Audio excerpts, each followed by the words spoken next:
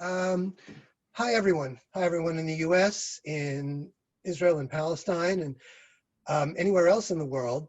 My name is Ron Skolnick. I organize this series of webinars called Conversations with Israel and Palestine for Partners for Progressive Israel.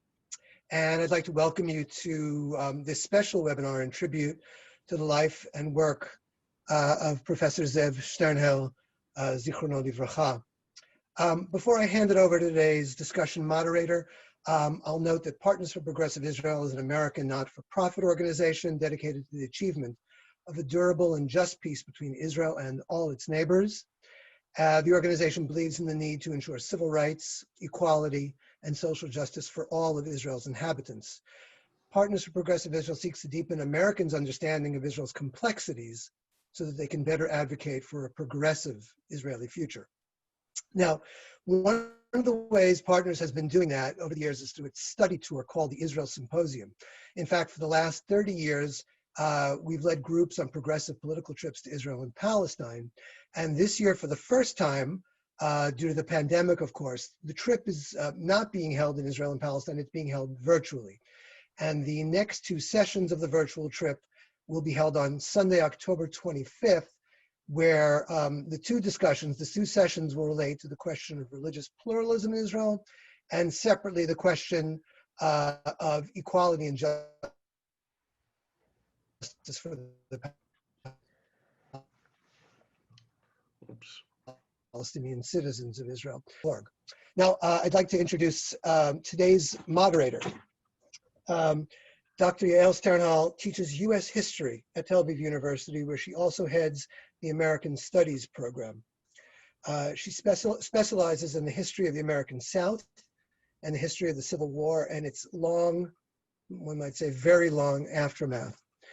She earned her PhD from Princeton University in 2008. Dr. Sternhell is also a former journalist and news anchor, which is actually where I first encountered her when I lived in Israel. And she provides commentary on American affairs for media outlets around Israel. She's also proud to serve as vice president for the New Israel Fund. So thank you, and thank you all for being here, and I'll hand it over to Dr. Sternhell. Thank you so much, Ron. Hi, everyone. I'll be serving as the discussion moderator, like Ron said, and usually when I am moderating an event with some really smart and wonderful colleagues, I begin by expressing my delight at taking part in the event. This time it is obviously a bit more complicated, but I am still very grateful to everyone for joining, speakers and audience alike, and of course to Partners for Progressive Israel for organizing it. And I'm deeply appreciative of your interest in thinking together about my father's work on Zionism and its larger implications. I'll say a few words, or more than a few words. I'll speak very briefly, or as briefly as I can, about my father's life story as a way to kind of frame the discussion, and from there we'll take it right to the presentations. In many ways, I think of my father's life story as a monument of 20th century Jewish history. Born in 1935 in Przemysl, Poland, to a middle-class Jewish family, the early years of his life were a safe and happy time. The first break arrived in September 1939 with the Nazi invasion of Poland. His father went to war, and shortly after his return died of unknown causes at the age of 42. My father never talked much about his childhood, but there was one lesson he learned that he used to repeat. Life is completely unpredictable, and everything can fall apart at any moment. And indeed, it all fell apart. After Germany occupied his hometown, he was removed with his mother and older sister to the local ghetto. They survived deportations and mass murders for as long as they could, but finally, luck ran out, and the two women were taken, ostensibly to a labor camp from which they thought they would be able to return, but actually to Auschwitz. His aunt and uncle took him in, and he stayed with them until the end of the war. His uncle was able to procure forged paperwork, and the family moved to Lvov, where they lived under assumed identities as Catholics in a working class neighborhood. Here was another lesson that he used to repeat. No Jew could survive the Holocaust without some help from Gentiles, and communists were more inclined to offer help or at least turn a blind eye than most. After the war, he and his adoptive family tried to rebuild their lives in Poland, but to no avail. As we now know, Poland remained a slaughterhouse for Jews even after the war ended. In late 1946, he left on a Red Cross train to France, where another aunt took him in.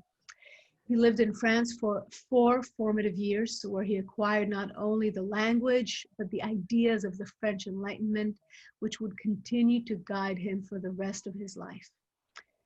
But stimulated as he became, Israel's founding burned bright in his mind, and in 1951, he left France and landed in Haifa. 16 and alone in the world, he struggled hard to survive financially and to get a high school degree, which was considered a frivolous and presumptuous goal for an impoverished refugee. For most of his teens and 20s, he owned 2 pairs of pants and could afford to eat twice a day.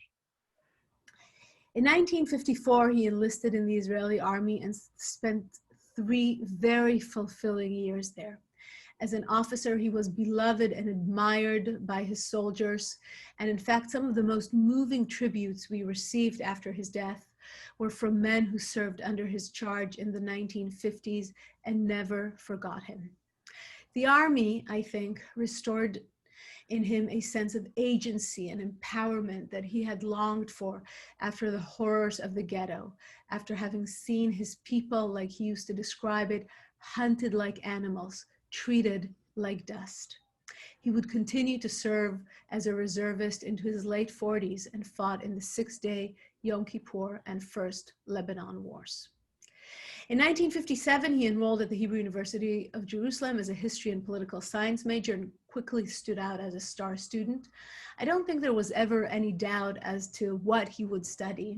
And in many ways, I believe his lifelong project of deciphering the inner mechanisms of the European right was a way for him to process the indescribable traumas he endured as a child.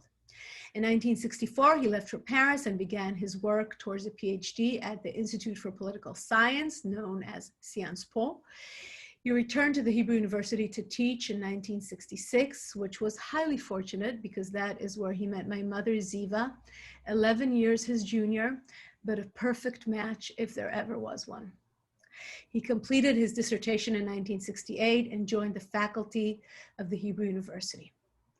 Based in Jerusalem, but fully immersed in French history, he began publishing a series of seminal works on French and European fascism and offering a new interpretation as to when and how fascist ideology emerged, not in Italy in the interwar period, but in France in the late 19th century.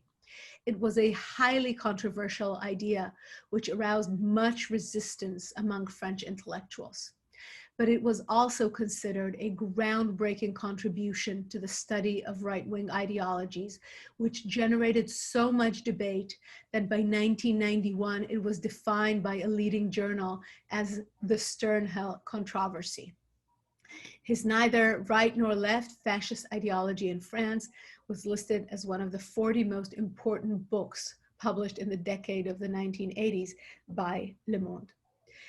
In the 1990s, he decided to break from European history, or at least take a break, and follow an intuition he had been entertaining for years, that Zionism's early claims to building a just and egalitarian society based on universalist values were nothing more than a facade for an ambitious nation-building project. The founding myths of Israel came out in the mid-1990s in Hebrew and also raised hell in academic circles.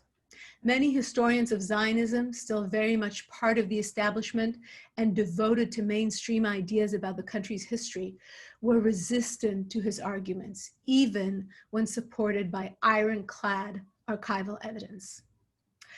There's more to say about his scholarly work, including his last book, Anti-Enlightenment, which came out in the first decade of this century, but I don't want to belabor the point, and hopefully some of the presentations will touch on that. Throughout his scholarly career, demanding and often stormy as it was, he was also deeply engaged in speaking and writing to a broader public. He was highly active in Israel's Labor Party throughout the 1970s and even ran for a seat at the Knesset in the elections of 1981.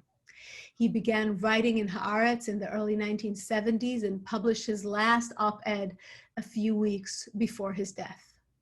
In public life, he was simply and utterly fearless, believing he had higher duty to speak truth to power at any cost. He understood earlier than almost anyone that the 1967 occupation was a disaster that could threaten Israel's future, and that the persistent and growing inequality in Israeli society was deeply harmful. He decried the ideological and political weakness of the country's left-wing leaders, especially in the face of the powerful settlers movement, and justified certain forms of Palestinian resistance to Israeli rule as a freedom fight rather than terror. None of this was easy. He received death threats and was injured from a bomb placed on his front door by Jacob Title, an American-Israeli terrorist. He was called an anti-Zionist, a traitor, a Nazi, a Catholic. But he was never cowed, and he never wavered.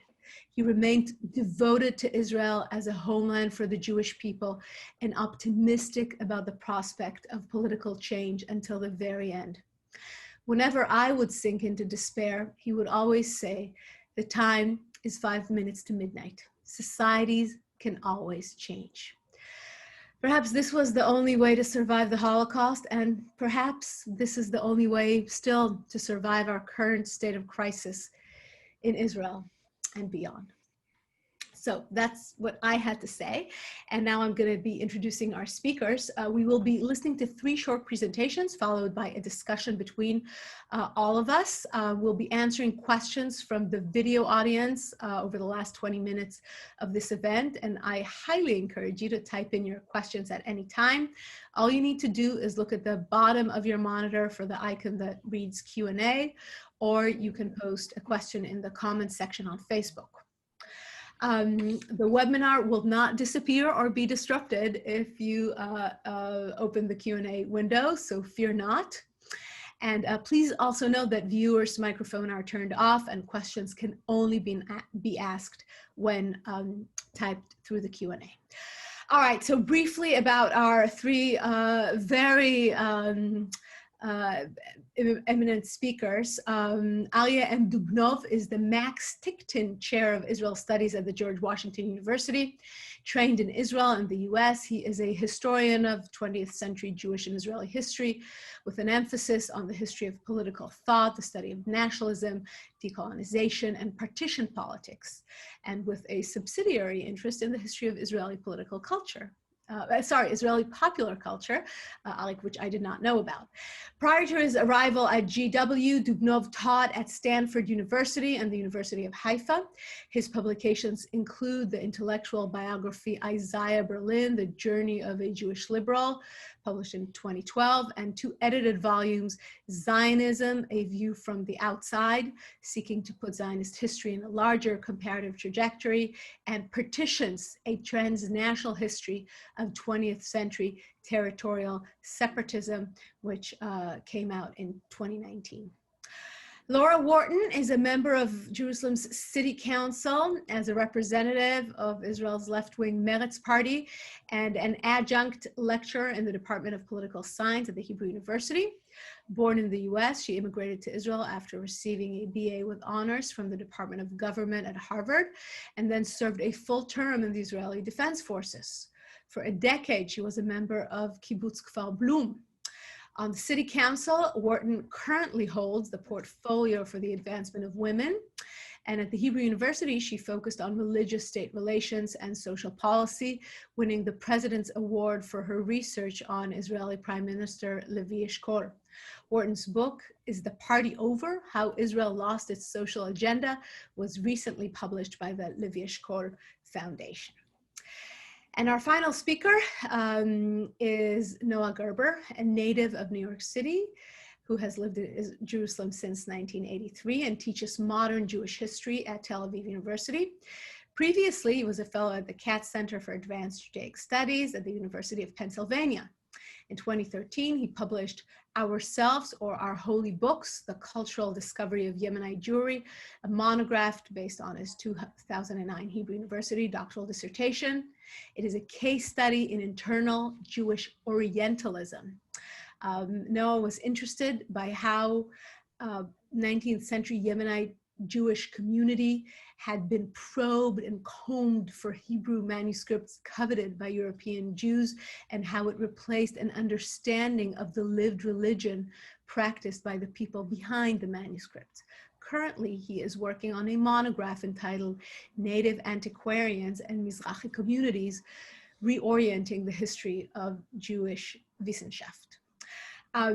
On a personal note, and for full disclosure, I will also add that Noah is married to my sister, and over the last decade or two, he has spent more time talking to my father than anyone else in the world about both his personal and intellectual journey through the 20th century. And I am deeply envious of that. I admit that my conversations with my father usually revolved around my life and my problems, which seems like kind of a waste in hindsight. But Noah took good advantage of their Saturday afternoons together. And I'm really looking forward to hear him kind of combine his scholarly work with the perspective that he acquired as an important interlocutor with my father during the final years of his life. All right, so let's get the show on the road. Arie, you're on. Well, thank you, Yael, both for and PPI for organizing this special bittersweet event. I'm honored and touched being one of the panelists.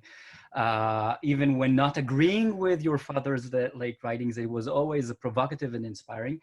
And you know, when Ze'ev Sternhell passed away in June, he was of course described, and rightly so, as the world's most important political scientist, prominent figure in the Israeli left. I of course agree with all these descriptions. I personally would refer to him, or would like to remember him, maybe as le premier intellectuel israélien, and I'm saying it in French on purpose.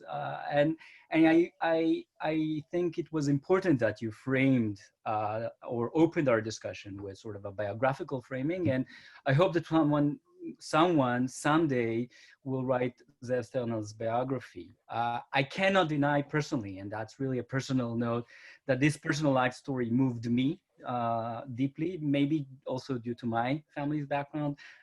Just like my mother, he was also born in Poland, what was probably the worst time for a Jew to be born there. And like her, he also survived, as you heard, the war, hiding in Lvov or Lviv or Lemberg or Leopolis, today's Ukraine, under a false identity, masquerading as a Polish Catholic.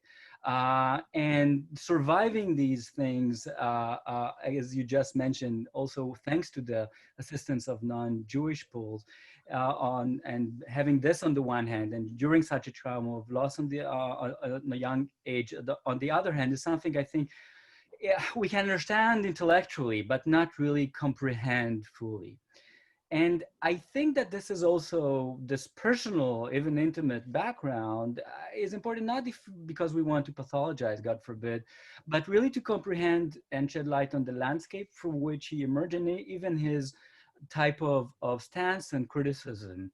And if you may, it would allow us to think also about the way he conceived and responded to the appeal of the nation, that imagined community, if you'd like to use Benedict Anderson's famous phrase, or if you'd like in this context, was perhaps something that for many Jews was a substitute, an imaginative but ultimately a fictitious replacement of a lost family.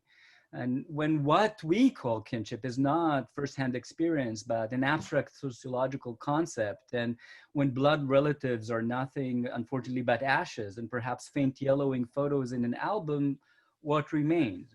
The desire to find a connection and affiliation to something bigger, to some sort of an imagined family, coordination can be easily ignited. And I have a feeling that Ze'ev Sternhell understood it very well, and in a way also carried that torch proudly. So why do I insist on calling him intellectuel Israelien? Well, because first, what is intellectual here? I think that intellectually, we just heard he spent his formative years in France. I would not underestimate even the importance of the French high school, but of course also the PhD in Paris of the 1960s. And when I was always reading his brilliant analysis, I could not but fail to notice that, it was really deeply French in some ways he approached the world of ideas. Sometimes you can feel almost a Voltairean type of contempt of any established traditions, any use of religious sentimentalism and prejudice, restless defense of Enlightenment ideas, and the set of principles and ethics that he understood as Enlightenment was very understood in a French manner, which also explains why maybe he was so agile, chasing non-French, primarily German Enlightenment thinkers, and also their interpreters, followers, and accusing them of being anti-Lumière, right? The enemies of the Enlightenment, as in his book that you mentioned briefly. And he was really intellectual in that respect, in this kind of a original French sense, the way the word was born out of a very French background during the Dreyfus affair, first assigned to Émile Zola. That is someone that whose writings and actions are two sides of the same coin. Both are rooted in sort of this affirmation of the writer's autonomy, the need to be free from constraints of tradition or political pressure. And this would allow the intellectual sort of to chase something that for many would seem as helpless causes, and protect universal causes rather than party or church or personal interests. And this is, I think, something that is unique to Ze'ev Sternhell, that also put him aside from prominent literary figures in Israel, such as one can think of Sameh Chizar, or what I sometimes call the three tenors of Israeli literature, like the late Amos Oz, Aleph Bet Yoshua, David Grossman. These were all very prominent intellectuals, people that never shied away from expressing their political opinions. But these Israeli public moralists, if you'd like, grew out of a very different type of tradition, a very Hebrew literary tradition and landscape, that assigned the author of fiction that role of what we call Hatzofeh leBeit Israel, the watchman onto the house of Israel, something that the literary critic Dan Meron showed very nicely.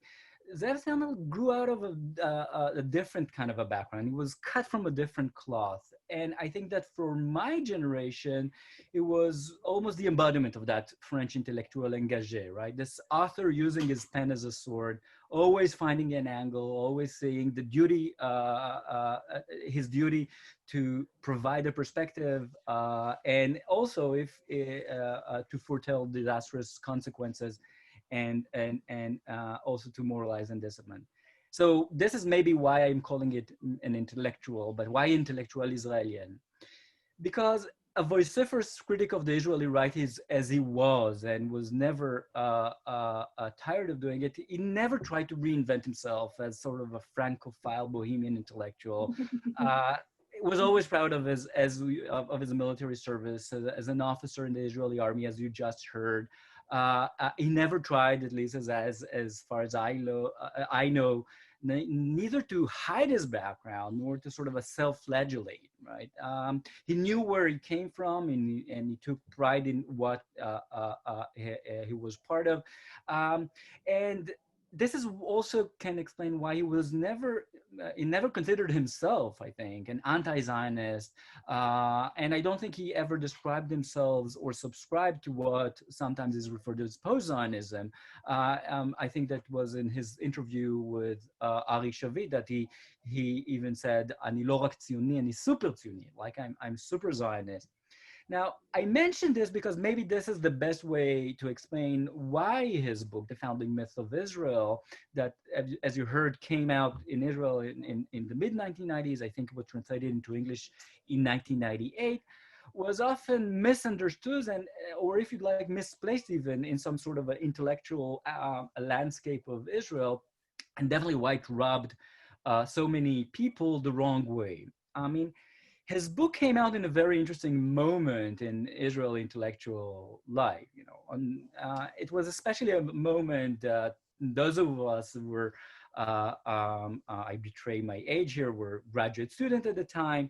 We could see the first, you know, sort of a serious questioning of old paradigms that came from the Israeli academia, and it came in two very different guises or disciplinary approaches. I mean, first, there was a very strong group of critical sociologists. You know, I'm thinking about luminaries like the late Baruch Kimmerling, and that was thinking about the Zionist Ashkenazi hegemony, challenging the sociologies of the 1950s like Shmuel Noach Eisenstadt, envisioning a more open and pluralistic Israeli society. And if you'd like, they were post-Zionist in a literal sense, thinking about the future phase and a new phase, more open, more reflexive. Now, there was another strand that was carried primarily by historians and historians of Israel and Zionism, people that were referred, you know, at the time as revisionist historians or new historians. I'm thinking here about Benny Morris, Avi Schlein, Tom Segev, and others who were questioning, you know, the old Zionist narratives about the early, the road to statehood in the mandatory period, and especially the 1948 war. Methodologically and conceptually, many of them were very traditional. What they had are new sources, new documents, not necessarily Greek. I mean, Ze'ev Sternhell's book came out at that exact same moment, but, and this is why often if you read responses, and it was a pleasure, kind of a pleasant excuse to go back and reread some of those controversy preparing for this event, it was very tempting to automatically associate him, with one of those two groups, though he was not really part of them, neither sociologically nor intellectually. The book came out from, there's a clear line of continuation with his studies of French fascism. And also it disturbed so many people because it shed a very unflattering light on the Israeli labor movement. And this is where I think it's important to remember, it would be wrong to say that Zionists before the 1990s did not understand they were like skeletons in the closet. There were no dark stories, but there was a bit of a division of labor. It was very clear that all the harm doings will be assigned to the Israeli right, while the socialist Zionists, the labor Zionists are pure and perfect. And this is a book that really, without sugarcoating it in any way or form, challenge exactly this. And I think it challenged it not only by looking at the early statehood years, I mean, and challenging Ben-Gurion, but really going to the intellectual origins and questioning the writings and teachings of the big, you know, gurus, if you'd like, of the labor movement, such as Beryl Katzenelson, such as Ron David Gordon, A.D. Gordon, that was often described exactly as its alternative, you know, almost in a nostalgic, rosy, tinted way. Well, we understand in Israel that there are problems, but we have an alternative in this kind of spiritual devotion. And I think that this is what made so many people so angry. It was really interesting also to read, and this is part of, you know, the fun of being an intellectual historian is really to read the controversies. So in addition to the Sternhell controversy in French history, which is of course a very, you know, an important chapter in that field, the Israeli Sternhell controversy was really interesting because you could see how the labor, the intellectuals and the thinkers that were associated with the labor movement could not, really were trembling reading it. I stumbled upon one of the reviews that Samech Yizhar, the famous author, wrote, and the first line is, I was so upset because I remember my father. He came to Palestine having the Bible in one pocket and Tolstoy, a novel by Tolstoy, in the other pocket. I don't know how we can work the field while having two heavy books in each pocket, but nevertheless. And this is something that Ze'ev Sternhell challenged. It came with an assumption that you could, at one point, you had to decide. It's either or. You can't have these two projects together. And so much of the controversy was about that, I think that basic premise, right? Whether you can combine a socialist project of building a nation, and this is where I think the Hebrew title is slightly more accurate and captures the essence of the argument. Are you busy doing tikkun olam, meaning to make, create some sort of a better world primarily through a socialist prism, or you're building a nation, or binyan umma? And I think that there was he disturbed this kind of a very nice, elegant narrative that one could eat the cake and have it too. That the labor Zionists were doing. Both, he said, they surrendered. The nationalist project trumped the socialist project, which is very much in line, and you can see the connecting line with his analysis of the different world. I will pause at this point because I'm sure there were many questions, and I'll be happy to elaborate it as we continue the discussion. Okay, absolutely. Thank you, Alec. This was really insightful and illuminating. Laura. Hi, good evening. I must say first also, it is a really great honor to be taking part in a panel about Ze'ev Sternhell. He was a really great man and a great person, I think. And I actually want to start with that, just tell a few vignettes about my encounters with him, because I had the great fortune to see him in a couple of, in 3 different roles at least over time.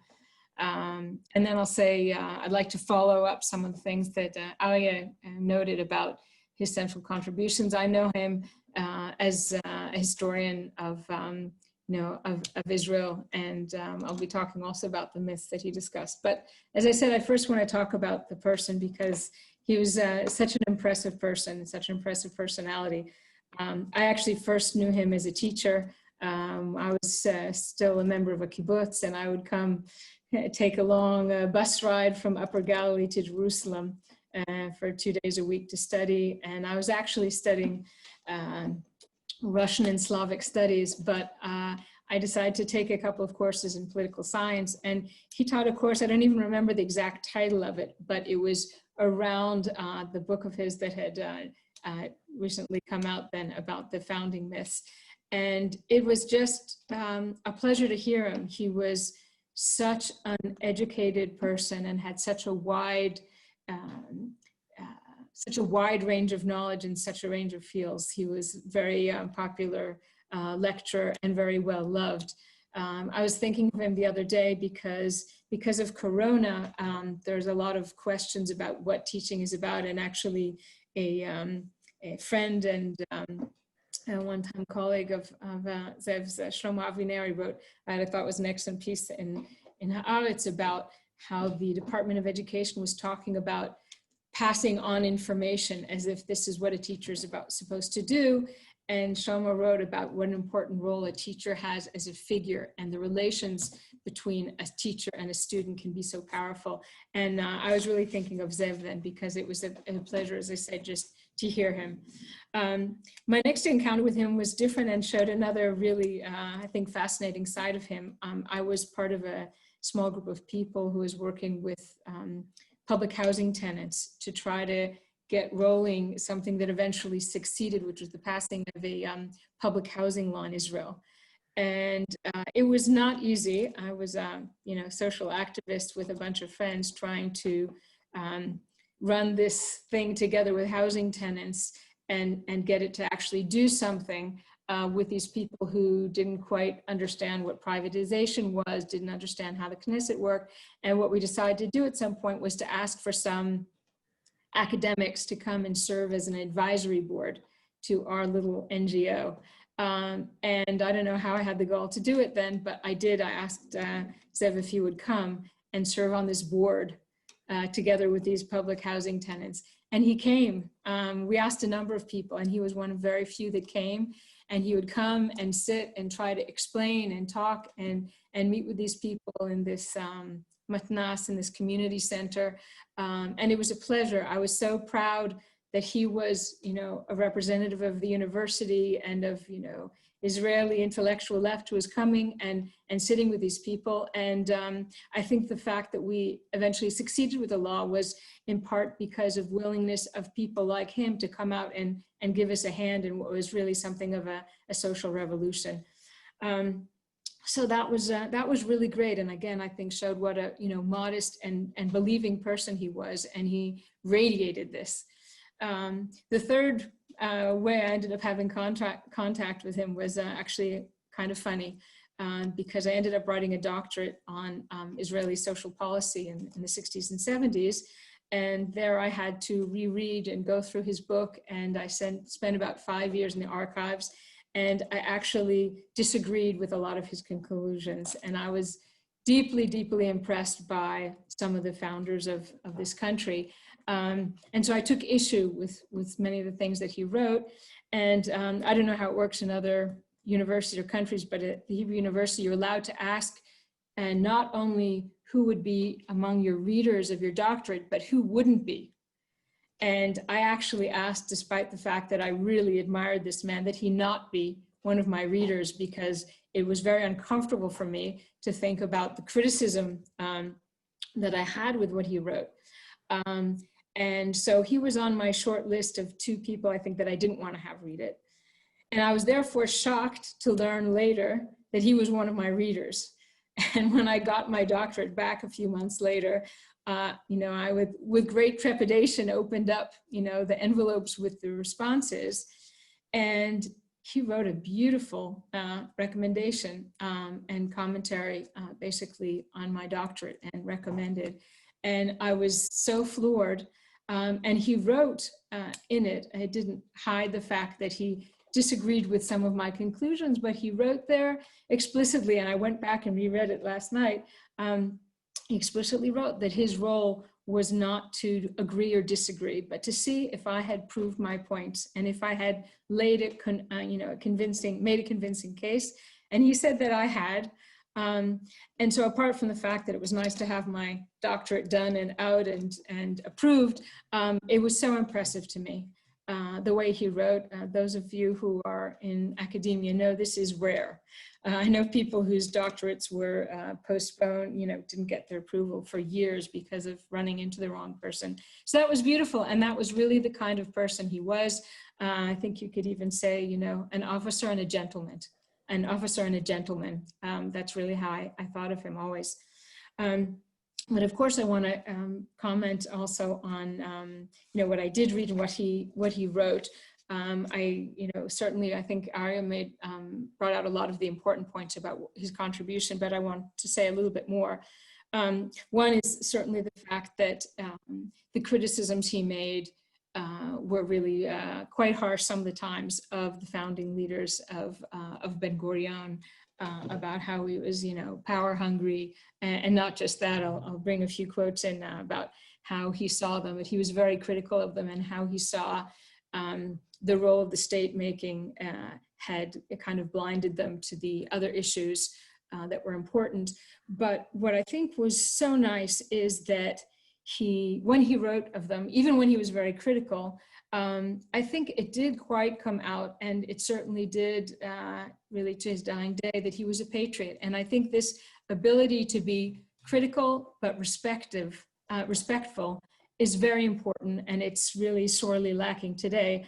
I think one of the great advantages and strengths and weaknesses of the Israeli left today is that we continue to be very critical of our leaders, but maybe without even the slightest bit of respect.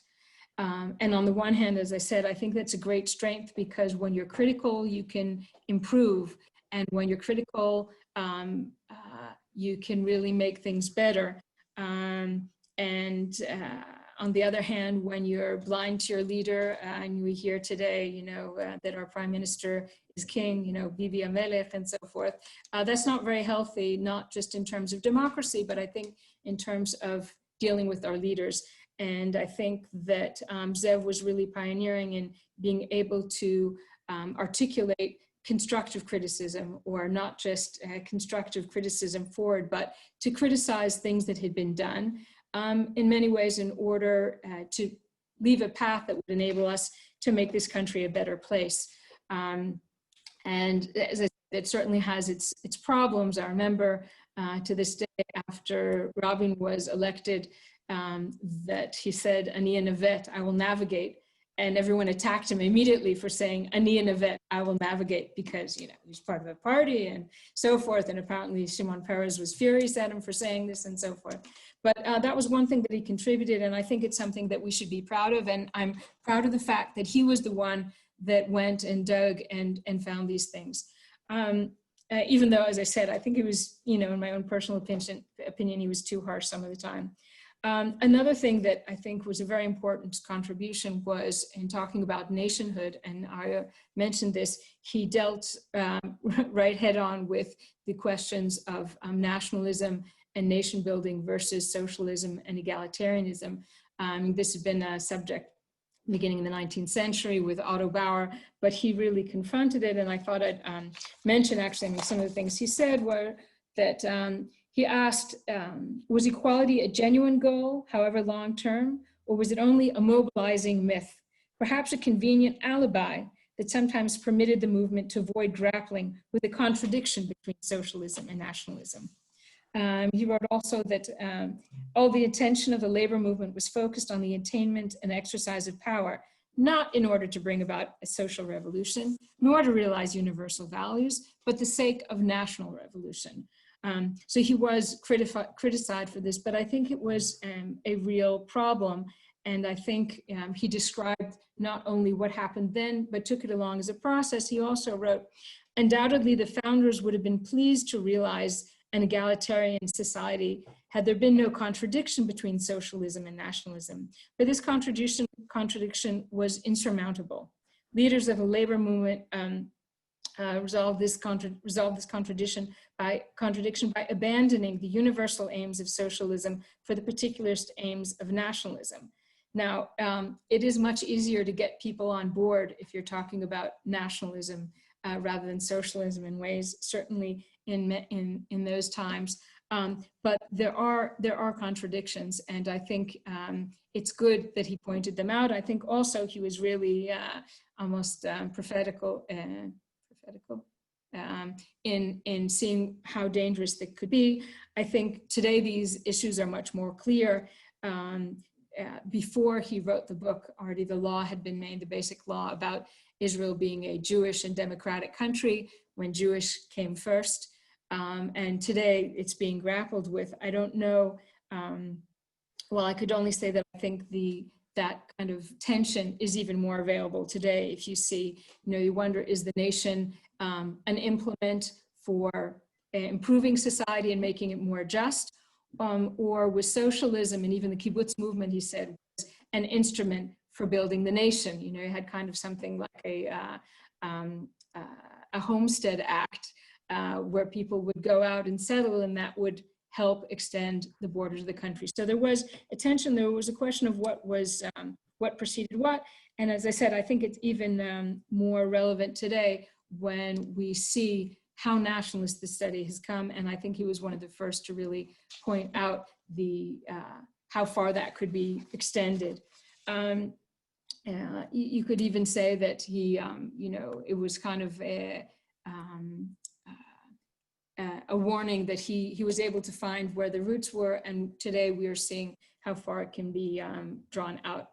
And I think if we want to look at his work, at least two things that I think we can draw out of them are that one is that there is a danger in this nationalism, and certainly he, as everyone has mentioned, was a great patriot, and it was important to have a strong country, and it was great that the Jews were able to build a nation, but that there are dangers when that becomes the focus, and certainly when it's an ethnic, particularly ethnic group, or that can pave the way to a lot of ugly things if it's racism and all the rest. I don't know what you would be saying today about some of the things that are being said, but they were being said already for some years, and he wrote about them very openly in a very clear way. The other thing that, as I said, I think was very important looking at his work, to me, it seems, is that this idea of criticism and the idea that you could be, as he was, a patriot, but a critical patriot. And what I think that maybe the most frightening thing that I see in Israel society today is that, the various camps divide themselves between, being patriots or being traitors. And he was able to be a patriot, but criticize. And there was, I think it's something very important that we should preserve and look to, because they're both aspects of things that we have to have. I mean, we need and want a strong nation, as he wrote about Ben Gurion and everyone else wanting, but we should be critical. And if we have not yet attained the socialist ideals that were set out and that he wrote about, we have to work on that. So the fact that we haven't yet succeeded doesn't mean we should, attack the country or attack our leaders, but it means that we should tell them that we have other standards. And I think that his contribution in being a critic was to setting these very high standards. So I hope that that's something that we can all learn from looking back, that we can be patriots and be critical, that we can set high standards and try to hold our leaders up to them without falling into despair. So thank you very much. Thank you, Laura. Thanks very much. Yeah, there's a lot to sink our teeth into, but we'll take it right to Noah Gerber, and then we'll have some time for discussion. Noah. Thank you very much for the host for PPI, as well as Dr. Yael Sternhell for moderating. I'd like to start by actually noting something that does not appear in the founding myths of Israel. In 1954, Ze'ev Sternhell finished high school, and like a lot of other seniors from that year, was bused to a place called Sheikh Muniz, which is actually where Tel Aviv University is today. At the time, Sheikh Muniz was still an abandoned Palestinian village, and loudspeakers were set up, and David Ben Gurion gave an address on how Israel, its Jewish state, had come into being, and that now the younger generation, the new generation that was about to serve in the army, had to become the new volunteering force. And he went on and on and on. And my father-in-law Ze'ev never really said this as much, but I have the feeling that that was the first time he began to get a little too much of the Zionist labor rhetoric, in so much as we could achieve both goals. Nationalism and nation building and social equality. 2 years later, as already noted, Ze'ev was fighting in Sinai Peninsula in the Sinai campaign. And as a result of what happened in 1954, a new wave of North African Jews had come to Israel. And in fact, the only casualty that was under Ze'ev's direct command was a Tunisian fellow who stepped on a mine, was the unlucky guy. And my field happens to be Mizrahim, Jews from Islamic lands, and how they became part of the nation building process. I must admit that I was a Jewish history student. I had heard of Ze'ev, and I even owned a copy of his book before I met my wife. So, but I will say that we did cross paths a number of times over the years. over how his thinking and my thinking would sometimes totally not gel together, and sometimes actually it was an interesting and fruitful dialogue. One of the books that came out a few years before Ze'ev's was a book by Gershon Shafir, Land, Labor, and the Origins of the Israeli-Palestinian Conflict. This was a book that, unlike the founding myths of Israel, did deal directly with how Palestinians were displaced from the labor market in the early 20th century, not only by what would become the labor movement, Zionist labor movement, but also by private Jewish farmers who today, I guess, would be construed as settler colonialists or whatever. And this story has a certain angle which is important because that's basically when Yemenite Jews were first brought over. And according to some historians, that was the beginning of what we would call a Mizrahi underclass. There was a document that Shafir had actually wanted to publish in Hebrew in the late 1980s. And he had sent it in for publication to a journal called Cathedra, the Yad Ben Tzvi Institute. The document was rejected. And until this day, it remains unpublished. Shafir subsequently put out a second edition where he elaborated on the whole Yemenite angle. And I remember discussing this with Ze'ev. And some of the people involved in censoring this publication were my own teachers. And I had the feeling that for all his patriotism, as noted, what he did with the French, which is battle against their notion of exceptionalism, he had no problem doing with his own. And that was battling against Israeli exceptionalism in terms of how one writes one's national history.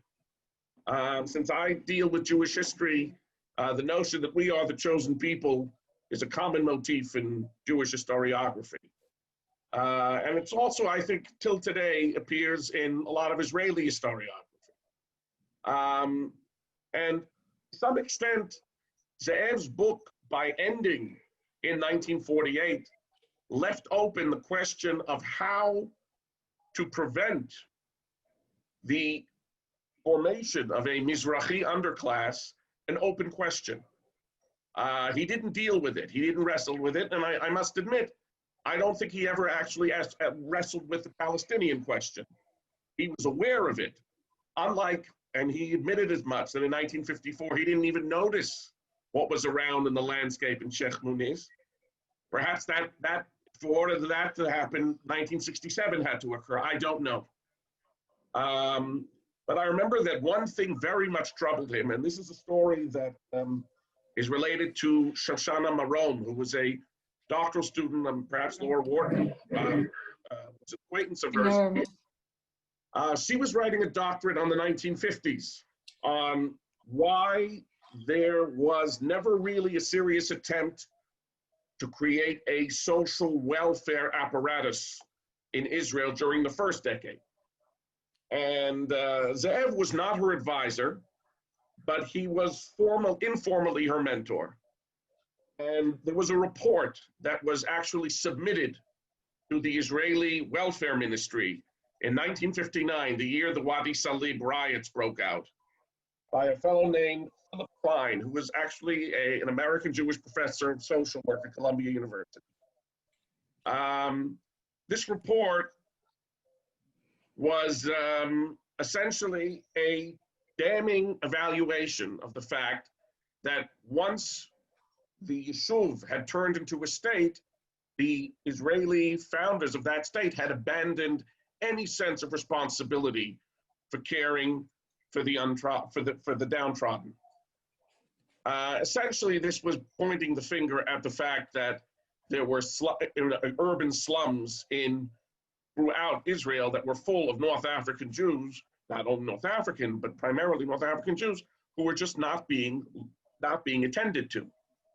And this report, like that letter that Gershon Shafir wanted to have published, was put in a safe for some 2 decades until Shoshana Maron was given access to it.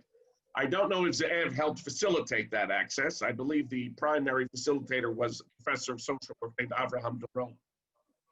But for Ze'ev, this captured the way that the Israeli founders, and I mean the founders of the state, had basically forgotten that their role as trying to create a just society also had to apply to those who came from, shall we say, less pioneering backgrounds. My father-in-law was incredibly proud of the fact, I believe that Yael, he came from an upper middle class background, and he always liked to point out that they were Zionists. A lot of North African Jews came from totally different backgrounds. Many were Zionists. And I'm not talking about only North Africa, Iraq.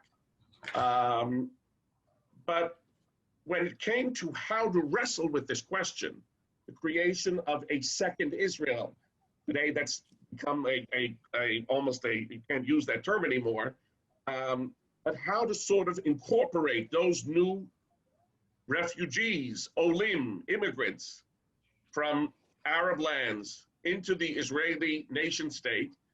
My father-in-law had a very clear-cut idea: education and a lot of welfare work where it need be applied.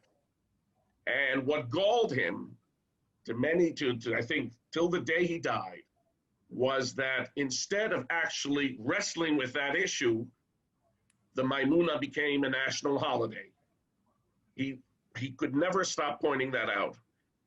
Today, we hear more about Mizrahi rabbis unaccounted for and Mizrahi sacred poetry that must be sung on public radio. These were the kinds of things that for him were almost like a camouflage of what the real problem was about. Now, admittedly, he had no respect for this culture, and he was proud to say so. He once said that the only thing he and Tommy Lapid ever agreed about was that they both didn't like Mizrahi music. And I think in many ways he stuck to his guns, and I'll end my brief presentation by saying that one of the last pieces he wrote that I read with much interest, I did not read every op-ed piece he wrote, was something called The Death of the Left, or The Death of Sociology. And this was a response to Nissim Mizrahi, a Tel Aviv University sociologist, whom I sure hope doesn't have anything to do with my getting tenure, who had basically said that Mizrahim have no liberal grammar to begin with. So leave them alone. They support Bibi, let them be. We have so much the first Israel, have so much to atone for by not respecting their culture that it'll take years to correct what need be corrected. My father-in-law thought that that was literally baloney, and basically felt that at the end of the day, Jews, one ethnic group, whether they come from Poland or Morocco or wherever, can in fact create a state which is Jewish. And I think he thought that what happened in 1948, including the displacement of Palestinians, was not only a necessary evil, but a necessary good. He really liked to say that we deserve just one piece of land for ourselves, but that they can also aspire to become a just society and treat the minorities within them in the same way they treat themselves, by trying to come together over what is, by all accounts, the common good. And on a personal note, I miss him terribly. Thank you. Thank you, Noah. That was great. Well, we have a lot to talk about. So folks in the audience, please feel free to type your questions either in the Q&A window here on Zoom or on Facebook, and PPI will feed your questions into our Zoom interface. Let me, I can't help myself. So let me ask the three of you just one question, and please try to be brief in your answers so we can move on to audience questions. But it seems to me like what, in some way, one of the themes that all three presentations shared is this sense of tension, as Laura defined it, right, within his thinking. But in some ways, he was able to hold these tensions together, like his universalism and his patriotism, his deep, deep criticism of Israel, saying things that someone was asking here in the Q&A. He had an op-ed a few years ago, saying that Israel is now starting to resemble early Nazi Germany. Really had absolutely no qualms about really just telling it like it is. But on the other hand, a real love for the place and never any sense that he would leave it, regardless of the job offer abroad, regardless of whatever awaited him in global academia. And it seems to me that I'm wondering whether that was just who he was, or whether that's a generational feature that those of us born in the 60s and 70s and 80s just don't have anymore, that we can't hold these tensions together, and we've lost that ability to see things and to fight for things the way that he did.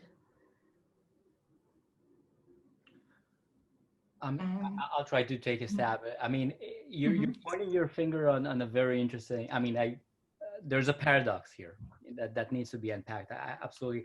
I think that some of it, you were asking about the generational thing. I'm not sure it's generational, but you definitely see something that is not unique, but you found it among many Israeli intellectuals of the left at the time, which allowed them to hold these two things together by having a very clear historical narrative. 1948 was maybe not perfect, but a necessary evil. There's a bad, the bad thing happened post 1967.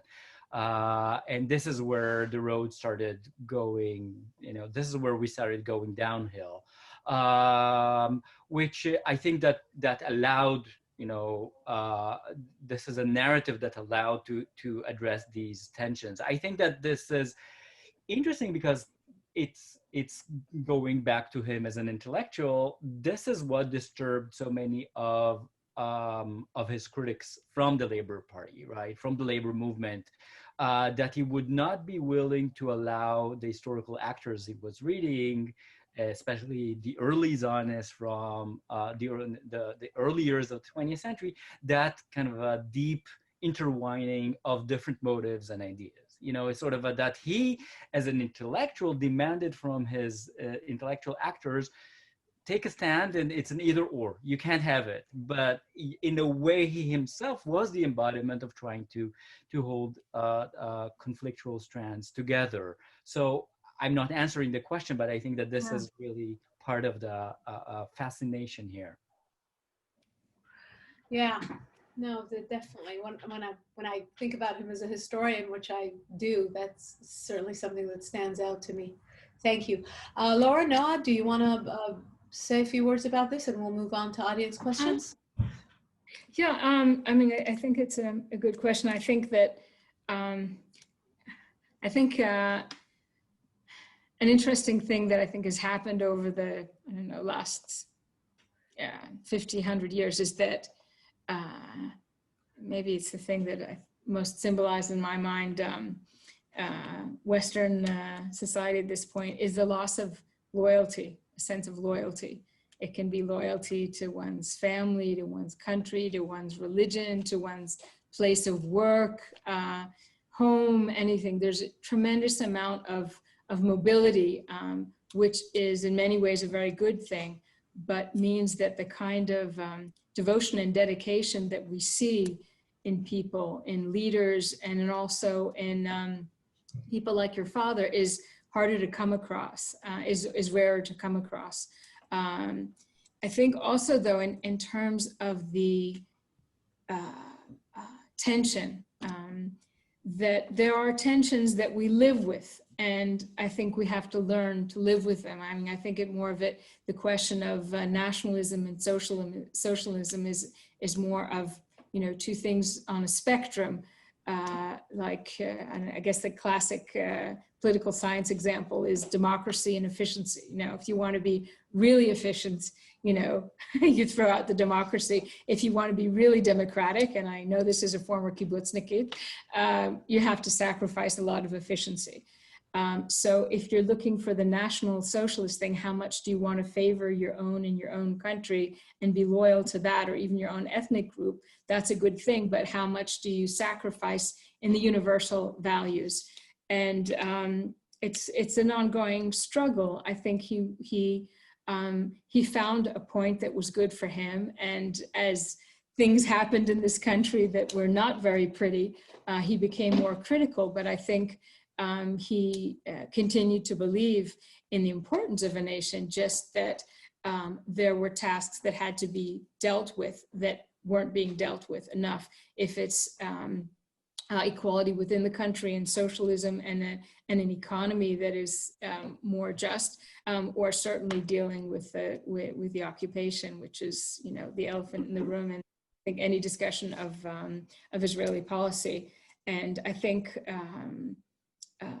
there are things that one has to confront, and he confronted them, which is good. Maybe later I'll say something about Noah's comments, because it's kind of funny that you mentioned the Philip Klein report, because I managed to get a copy of it and read it and alluded to it in my doctorate, and it was something that Ze'ev commented on in my when he commented on it. That because it was certainly critical, but it also said some very positive things about what Israel was able to do, given the fact that its population doubled in the first 3 years, and took in almost 300,000 refugees from post-Nazi Europe, and 600,000 from that came from basically thrown out of northern African and Muslim countries. So he also had some good points in that report, but maybe we'll talk about that later. Noah, do you want to respond, or should we move on? I think maybe we should move on. Okay. Thank you. The rare academic who will pass on a question, choosing timely, good timekeeping. Okay, so we have a bunch of questions. I will just briefly to Mark Joseph, who asked where are the forms where such a claim, the claim that Israel is starting to resemble the early years of the Third Reich, where can such a claim be brought about and discussed? Well, maybe not in the US, or maybe yes in the US in the age of social media, but definitely not before the ed of social media. But that was an op-ed in Haaretz, which elicited some really stark responses by left-wing op-ed writers. And, my father couldn't give a damn. I found a bunch of copies of both the article and the responses in his study, which I'm now trying to put in order. It was republished in French, in Le Monde, and he just felt completely comfortable saying whatever he wanted to say. That was a really kind of one of the defining features of him as a public intellectual, which I always found so incredibly admirable and so far removed from how other public intellectuals in Israel were operating. And the same thing could be said about the first question that was asked during the presentations, in which someone, an anonymous attendee, was alluding to a point that I was making, that my father accepted some, if not all, forms of Palestinian resistance. So he also wrote several op-eds in the early aughts, which contemplated what Palestinian resistance meant during the Second Intifada. And he thought that Palestinians had the right to try and liberate the territories occupied in 1967. He was very insistent on a distinction between what happened in 1948 and what happened in 1967, which has, by the way, on the Israeli left, that distinction has somewhat dissipated over the last couple of decades, right? And also on the Israeli right, the 1967 border is gradually disappearing, both as a reality and as an idea that should be central to a discussion about the future of Israel and Palestine. And for my dad, that distinction was alive and well until the day he died. And he thought that struggling to free the territories occupied in 1967 was a war of independence, was a legitimate freedom struggle, and that there should be a clear separation between what was legitimate and what was illegitimate, and anything beyond the 1967 lines was illegitimate to him. Now that's it's a debatable notion, but that is what he believed, and that was also in Haaretz, and that also raised a firestorm of criticism that I will never forget. Okay, a question from Nathan Zaks, who's familiar to, I think, most of the panelists.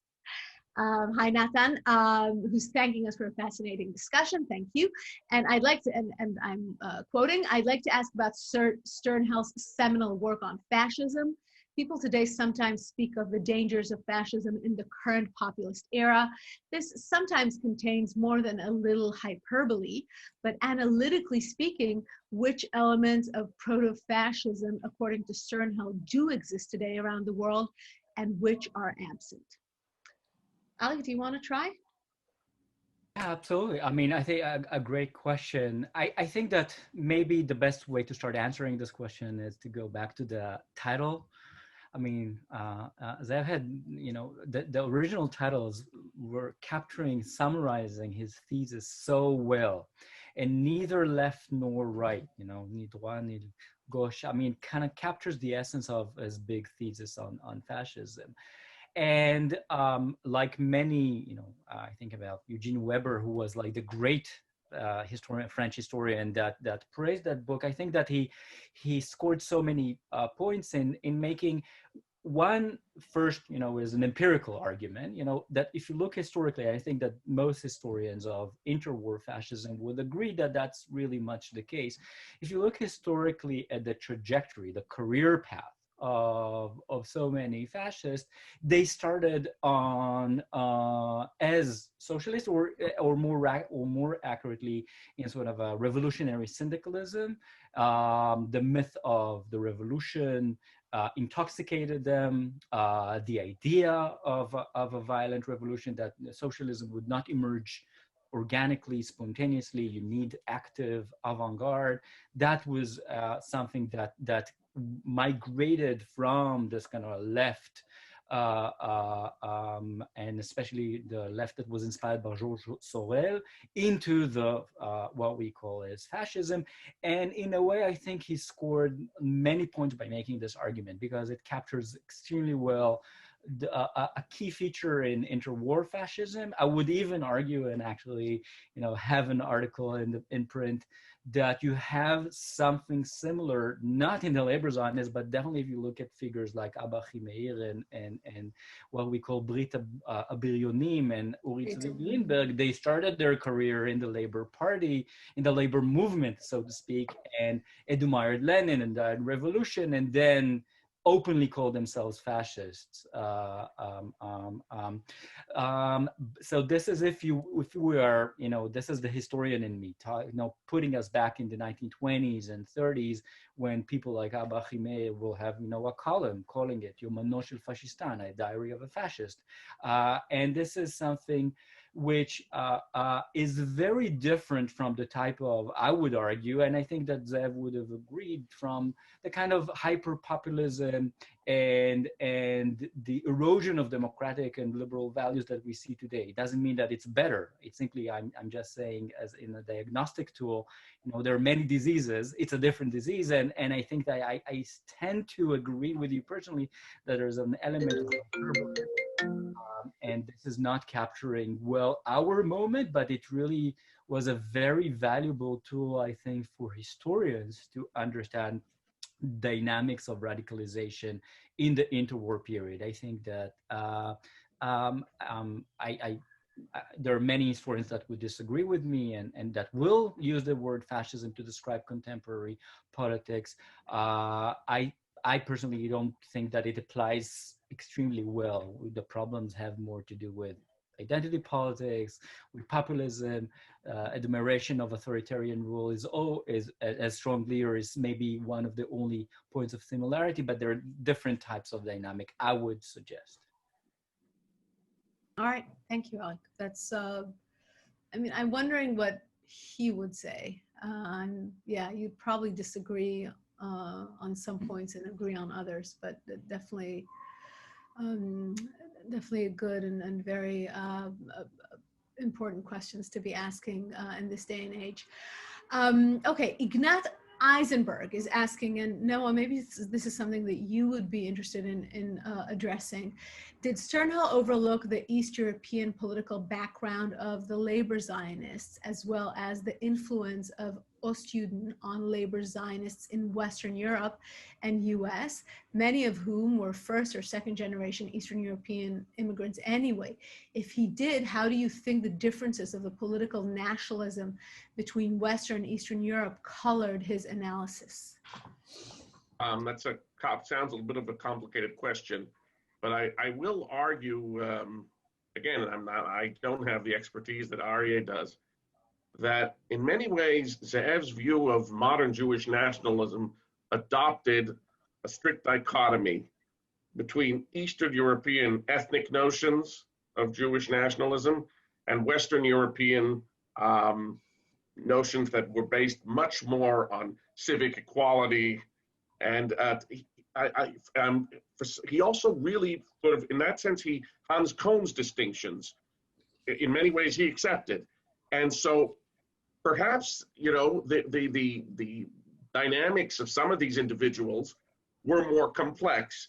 The one thing I will say, though, is that while a lot of people accused him of always searching for ideological purity, and though he never researched this, Ze'ev was very sort of proud of the fact that in the United States, a lot of those, some of those Eastern European Jewish nationalists also developed a civic conscience.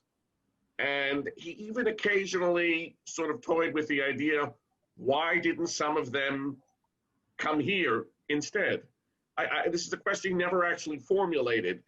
Again, we used to discuss it. I might add that, and again, this is the New York intellectuals.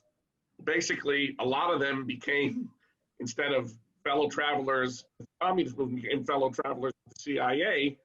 My father, Ze'ev, had a warm sort of, there was a warm spot in his heart for Irving Howe, for having held out. And I think to some extent, he was always searching for a certain sort of Eastern European Jewish identification with the downtrodden that didn't usually go well with the same Eastern European Jewish almost instinctive need to become a national group. But he never addressed it, and I think in part because he wasn't that interested, and he wasn't a student of Eastern Europe or East Central European nationalism. And a lot of his critics, including, for instance, the late Ezra Mendelsohn, you know, pretty much centered on this. So it's a good question. I can't really answer it, and perhaps something, you know, that somebody should write on. Yeah, well, I definitely don't have the expertise to answer it.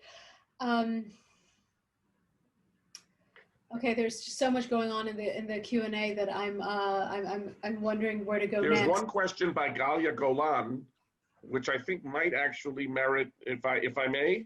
Please, no. Go ahead. Go ahead. Galia Golan, and rightfully so, that the emphasis should have been put a little bit more on the fact that in the 1970s, even before Chug 77 was established, the night Begin was elected prime minister, that Ze'ev was part of a small faction in the Labour Party that had already started to identify with the fact that there was a Palestinian question that need be addressed.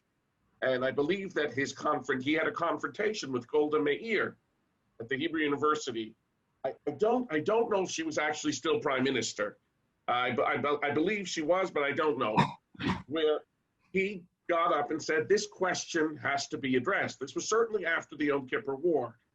And she was so furious that she said to whoever had organized the symposium, I don't want to come to one of these events again. And this is after the Yom Kippur War. Right. And again, I would just add one more thing that I think in many ways, one of the people who got him going in that direction, and this relates to Arie's idea of a biography, not so much Talmud, but Yoshua Arieli. Yeah. I think more because of this, he was a very ethical person. And I think his own daughter went to jail for having, tried to, I think Arieli had some impact on him. But again, this is not documented. Maybe it is, but I don't know.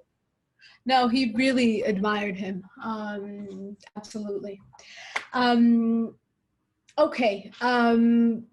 We're gonna somehow try to get this discussion to wind down, though again, there's just so much to say. I'm gonna comment on your last point, Noah, and then I'm afraid we'll have to call it a night or call it an afternoon, wherever you guys are. It's true, and this is something that I used to discuss with him, and quite critically, that he doesn't see Palestinians enough, that he thinks of Israel as a homeland for the Jewish people, and that it's just not, but that he has a kind of tunnel vision about it that prevents him from seeing Palestinians as the absolutely crucial force of democracy and equality in Israel, not just as subjects of the country's policy, but really as their own active political and social force that could move things, which is how we see it now, at least in the circles and the organizations that I'm involved in. But I have to say that Ayman Odeh, who everyone knows here as the chairman of the Joint List and the most important Arab-Israeli politician to have ever arisen in Israel's political scene, and a truly transformational figure, had a real relationship with my father, and he came to the funeral, and he has said some truly moving and important things about my father's influence on Palestinian Israelis and on him personally. And I think there's a way in which Galia is right, that he saw it earlier and was more consistent about it, even though at the end of the day he was sometimes also just a Holocaust refugee clinging to the first place in the world that gave him a home.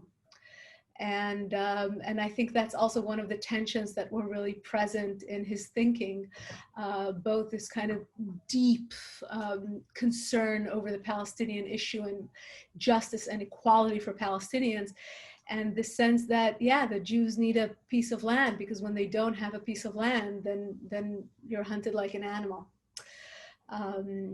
So somehow that these two strands existed within him in I think equal forms.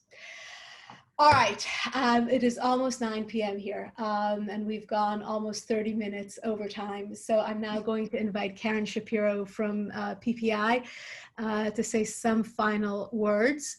Karen, you're muted. Unmute myself. Thank you. Thank you.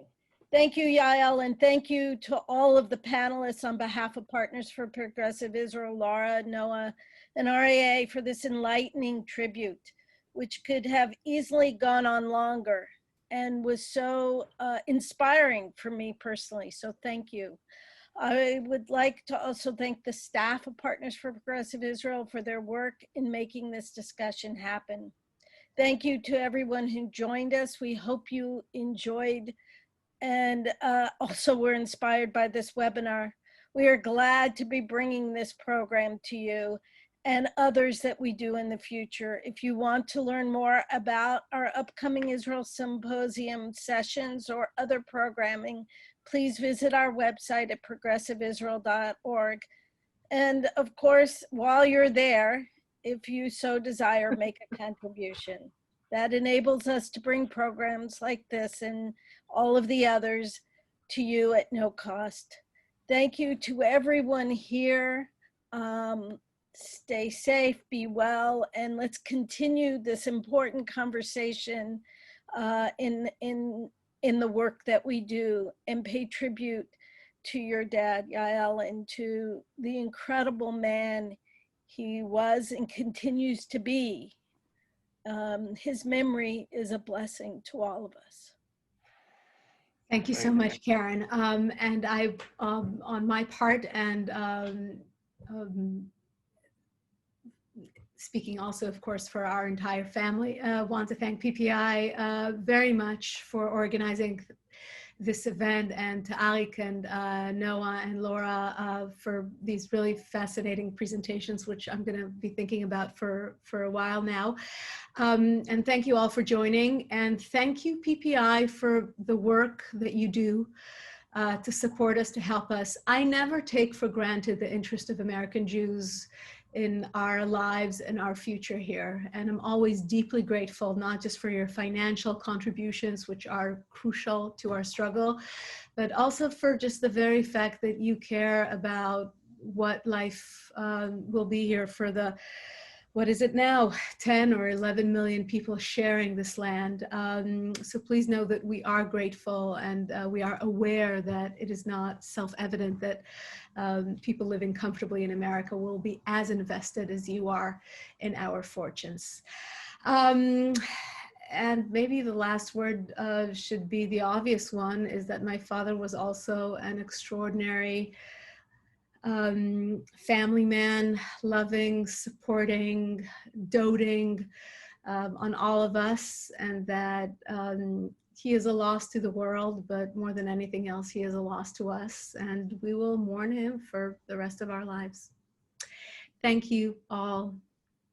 Thank you. And a good night, good afternoon. Good night. Good night. Thank you.